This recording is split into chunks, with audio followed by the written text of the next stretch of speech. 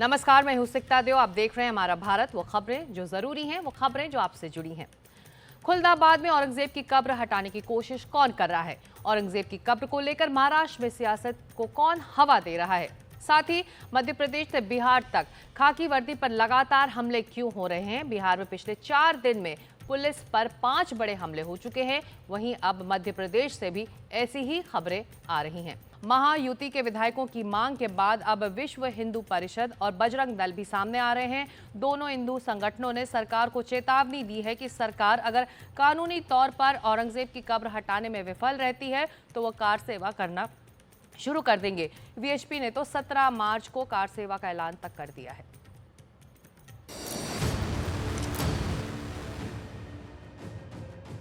अब वो समय आ गया है, महाराष्ट्र का ही नहीं भारत के हिंदू की डिमांड है उस औरंगजेब की खबर पर बुलडोजर जल्द से जल्द चढ़ा है।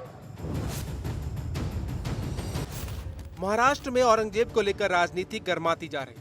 पहले महाराष्ट्र सरकार ने औरंगाबाद का नाम बदलकर छत्रपति संभाजी नगर कर दिया और अब महायुति के विधायकों ने महाराष्ट्र से औरंगजेब की कब्र हटाने की मांग की है।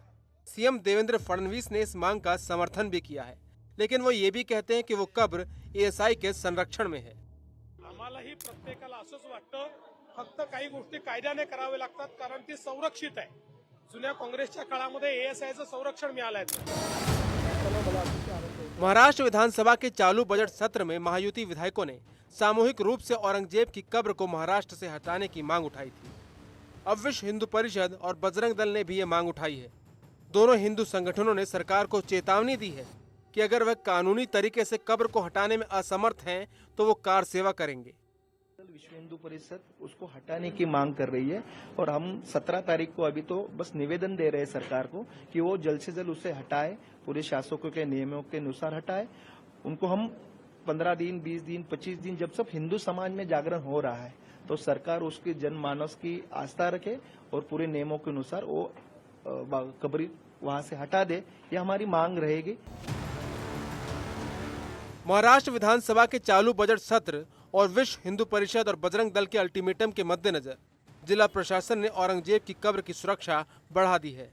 शिंदे की शिवसेना इन हिंदू संगठनों के रुख का समर्थन करती हुई सामने आई है। औरंगजेब एक बहुत ही क्रूर, अत्याचारी और जुल्मी शासक था और आज जब इस देश में औरंगजेब के कारनामों के ऊपर बहस छिड़ी हुई है तो निश्चित तौर पर इस प्रकार की मांग करना गैर वाजिब नहीं है कि औरंगजेब के कब्र का कोई अर्थ नहीं है महाराष्ट्र में रहने का, खासकर उस जिले में जिस जिले का नाम संभाजी महाराज, छत्रपति संभाजी महाराज।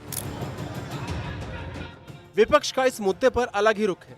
वो नहीं चाहते कि कब्र हटाई जाए क्योंकि उन्हें लगता है कि ये छत्रपति शिवाजी महाराज की औरंगजेब पर जीत का प्रतीक है। इसके अलावा उन्होंने विश्व हिंदू परिषद और बजरंग दल द्वारा दिए गए अल्टीमेटम की भी आलोचना की और कहा कि इससे समाज में तनाव ही पैदा होगा और सरकार से उनके खिलाफ कार्रवाई करने का अनुरोध किया। बहुत ही दुख की बात है कि कल बजरंग दल के कुछ पदाधिकारियों ने प्रेस कॉन्फ्रेंस लिया और प्रेस कॉन्फ्रेंस लेके उन्होंने बयान दिया कि महाराष्ट्र में जो औरंगजेब की जो कब्र है उसको सरकार ने नहीं हटाया तो हम बजरंग दल हम कार सेवा करके उसको हटाएंगे। ये बहुत ही दुर्भाग्यपूर्ण ऐसा स्टेटमेंट है। औरंगजेब की कब्र को हटाना है कि नहीं हटाना? वहीं उद्धव ठाकरे की शिवसेना के नेता आनंद दुबे ने केंद्र सरकार पर दोहरा मापदंड अपनाने का आरोप लगाया है। उन्होंने कहा कब्र को सुरक्षा देने वाला भारतीय पुरातत्व सर्वेक्षण केंद्र सरकार के अधीन है, उन्हें कार्रवाई करने से कौन रोक रहा है? औरंगजेब की कब्र को हटाना है कि नहीं हटाना है, इसका फैसला केंद्र सरकार के हाथ में है, क्योंकि जो एएसआई है, पुरातत्व विभाग है, वो केंद्र सरकार के अधीन है। हम सब मांग कर रहे हैं कि औरंगजेब की कब्र को हटा दो।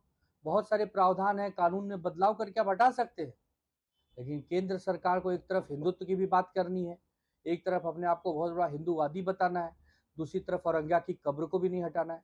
तो चाहे बजरंग दल हो, चाहे हमारी शिवसेना हो, हम सब एक प्रकार से चेतावनी दे सकते हैं ना सरकार को। सरकार करे न करे सरकार के ऊपर है। इस बीच हिंदूवादी नेता मिलिंद एकबोटे को छत्रपति संभाजी नगर में 16 मार्च से 5 अप्रैल तक प्रवेश करने से बैन कर दिया गया है। कानून व्यवस्था को देखते हुए ये फैसला लिया गया है, क्योंकि प्रशासन को खुफिया सूचना मिली थी कि एक बोटे खुलदाबाद में औरंगजेब की कब्र हटाने के लिए आ सकते हैं। अभिषेक अवस्थी, एनडीटीवी इंडिया।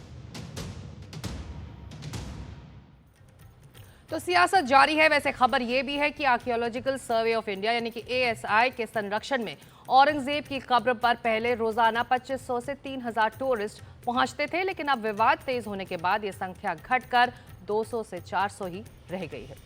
बढ़ते आगे अगली खबर की तरफ। बिहार पुलिस पर लगातार हो रहे हमले थमने का नाम नहीं ले रहे। पहले अररिया में एक ASI की मौत हुई, फिर मुंगेर में ऐसी एक घटना सामने आई। उसके बाद लगातार 2 जगह पुलिस के साथ मारपीट हुई है। अब सवाल यह है कि क्या बिहार में अपराधियों का बढ़ता हुआ मनोबल इसकी बड़ी वजह है? यह खास रिपोर्ट।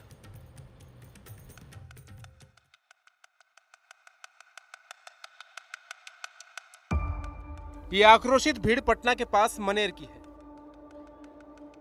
डंडे और हथियारों से लैस और पत्थरबाजी करती हुई इस भीड़ के निशाने पर हैं बिहार पुलिस के जवान। ये घटना तब हुई जब पटना के मनेर इलाके में शराबियों ने गश्ती दल पर हमला कर पुलिस वालों की पिटाई कर दी। मामला इस हद तक बढ़ा कि पुलिस वालों की खाकी वर्दी तक शराबियों ने फाड़ दी। ये हालात तब हैं जब बिहार में शराबबंदी है और कानून सख्त बताया जाता है। ये दूसरी तस्वीर देखिए, बिहार के भागलपुर की है, जहां फिर बिहार पुलिस भागती हुई दिख रही है और उसे खदेड़ रही है भीड़।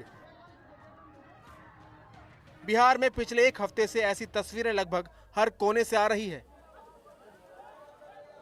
रात्रि में कासरी गांव में अंतिचक थाना में जो कि पड़ता है, वहां पुलिस की गाड़ी पे कुछ पथराव किया गया था कुछ ग्रामीणों के द्वारा।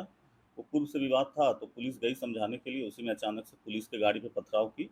इसमें एक हमारे सब इंस्पेक्टर, 3 सिपाही और एक चौकीदार को इंजरी भी हुआ है, चोट लगा है। और मेरे साथ सब इंस्पेक्टर, यहाँ के सर्किल इंस्पेक्टर, कुछ थानों के सब इंस्पेक्टर इंचार्ज, सिपाही और बजरा टीम के द्वारा कल रात में रेड किया गया, जिसमें 5 लोगों को गिरफ्तार किया गया है।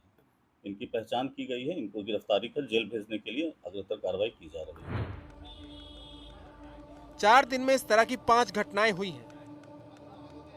मनेर में पुलिस वाले पीटे गए। भागलपुर के कासड़ी गांव में पुलिस टीम पर गांव वालों ने ईंट पत्थरों से हमला कर दिया। इससे पहले मुंगेर के नंदलालपुर गांव के एक दबंग ने अपने सहयोगियों के साथ मिलकर एक ASI संतोष कुमार सिंह की हत्या कर दी। वहीं 2 दिन पहले मधुबनी के परसाही गांव में जमीन विवाद में 2 गुटों में हिंसक झड़प हुई। मौके पर पुलिस टीम पर भी हमला हुआ। अररिया के फुलकहा बाजार में भी 4 दिन पहले भीड़ में फंसे ASI राजीव रंजन की जान चली गई थी।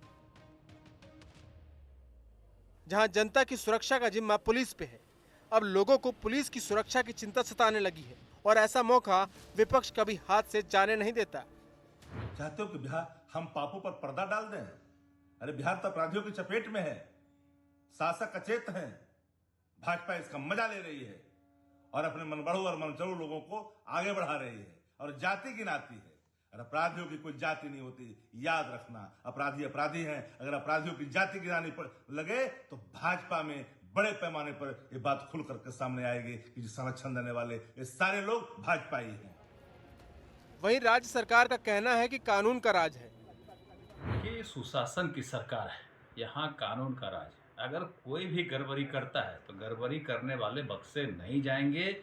गिरफ्तारी होगी, स्पीडी ट्रायल चला के सजा कराया जा रहा है। और दूसरी तरफ जहाँ की बात कर रहे हैं वहाँ तो पुलिस कार्रवाई कर रही है मजबूती से। अपराधी गिरफ्तार भी हुआ है, पैर में गोली भी लगा है और अगर जरूरत पड़ा इनकाउंटर करने का तो इनकाउंटर भी किया जाएगा। इससे अपराधी का इस राज्य में मनोबल नहीं बढ़ने दिया जाएगा।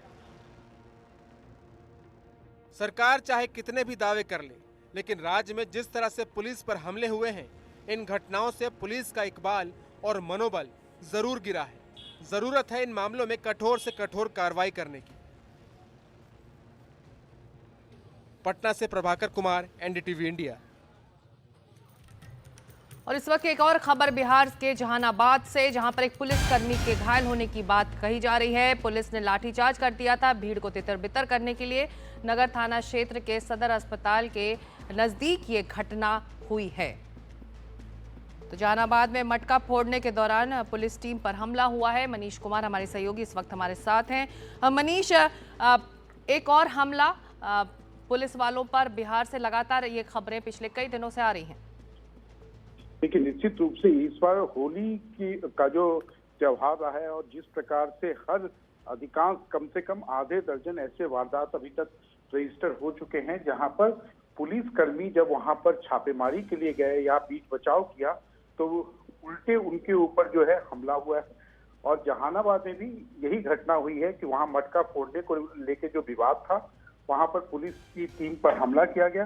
हालांकि पुलिस को बाद में वहां पर जो उग्र भीड़ थी उसको तितर बितर करने के लिए लाठी चार्ज करनी पड़ी। लेकिन आप कह सकते हैं कि बिहार में इस बार पुलिस के ऊपर, पुलिस बल के ऊपर हमला जो लोगों के द्वारा जो हुआ है या असामाजिक तत्वों के द्वारा हुआ है उसमें अप्रत्याशित रूप से काफी बढ़ोतरी हुई है।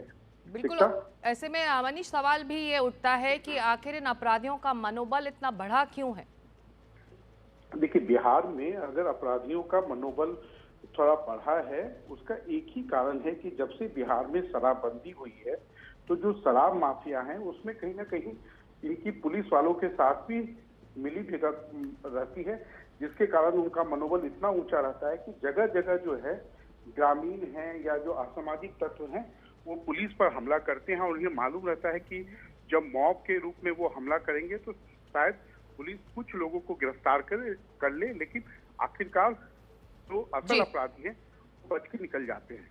ठीक है, शुक्रिया इस अपडेट के लिए। तो बिहार के जहानाबाद में पुलिस टीम पर हमला हुआ है, कई घायल इस हमले में बताए जा रहे हैं। अगली खबर, अडानी समूह के चेयरमैन गौतम अडानी ने नवी मुंबई अंतर्राष्ट्रीय हवाई अड्डे का दौरा किया है। गौतम अडानी ने NMIA परियोजना की प्रगति की समीक्षा की है। डॉक्टर प्रीति अडानी, जीत अडानी और दीवा अडानी भी समीक्षा के लिए पहुंचे थे। अडानी एयरपोर्ट होल्डिंग्स लिमिटेड के CEO अरुण बंसल और Navi Mumbai international airport limited के CEO कैप्टन BVJK शर्मा भी इस दौरान मौजूद रहे। NMIAL की टीम, साझेदार और स्टेक होल्डर कंपनियों के प्रतिनिधि भी मौजूद रहे। नवी मुंबई अंतर्राष्ट्रीय हवाई अड्डे का जून 2025 में उद्घाटन होना है। ये परियोजना तेजी से पूरी होने की राह पर है। नवी मुंबई अंतर्राष्ट्रीय हवाई अड्डा एक बार फिर बनकर तैयार हो जाने पर इस क्षेत्र में कनेक्टिविटी और विकास पर बड़ा असर दिखेगा।